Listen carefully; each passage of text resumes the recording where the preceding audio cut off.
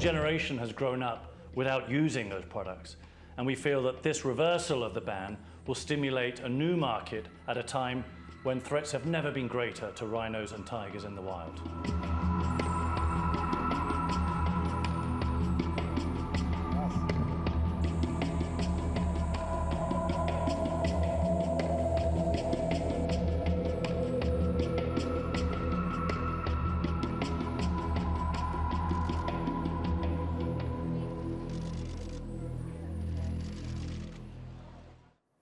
For more on the story, we're joined by Barun Mitra in New Delhi. He's an independent researcher specialising in economic policy, trade and the environment. He's also the founder and director of the Liberty Institute, a public policy research and advocacy organisation. Welcome to the program. Firstly, for the past 20 years, you've been calling for leveraging the power of commerce to support wildlife conservation. So now that China has lifted this 25-year-old ban, do you think this is a step in the right direction? I think it's a step in the right direction. It's a long-awaited step. And we know that over the past 25, 30 years, we have followed one approach, which clearly hasn't worked. The endangered species continue to be as endangered, if not more.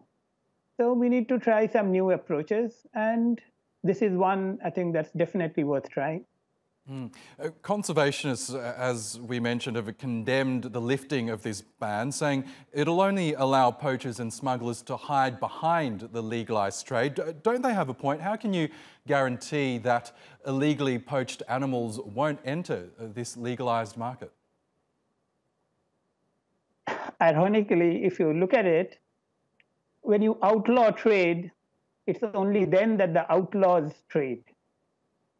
I can't think of one example where a trade is free and criminals have taken over. And in case of wildlife, perhaps the best example is the case of the crocodile, the alligator.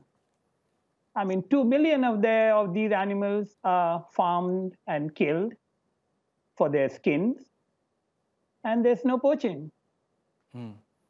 I can't think why this wouldn't apply to other wildlife. I mean, if we consume chicken, and there are more chicken, no one talks of chicken being endangered, and the wild fowls are not threatened just because chickens are being farmed and sold across the world.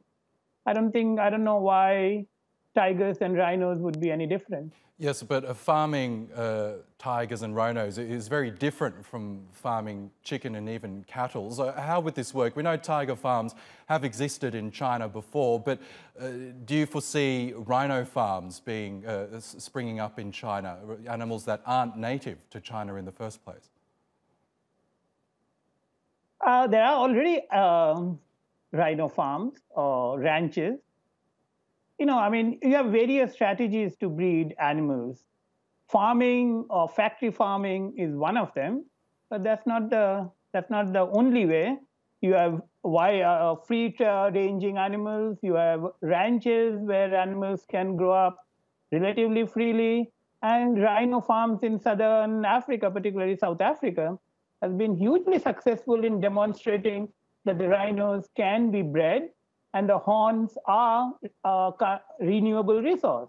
So if the rhinos are protected, horns can be harvested every few years without having to kill the rhinos. If it meets the demand, there's no reason why investors won't invest in ventures like this. Okay. The same has happened. I'm sorry to interrupt you there, but we will have to leave it there, Mr. Mitra, but we will see how China chooses to go ahead with these plans. Barun Mitra in New Delhi, thank you so much for your insights tonight.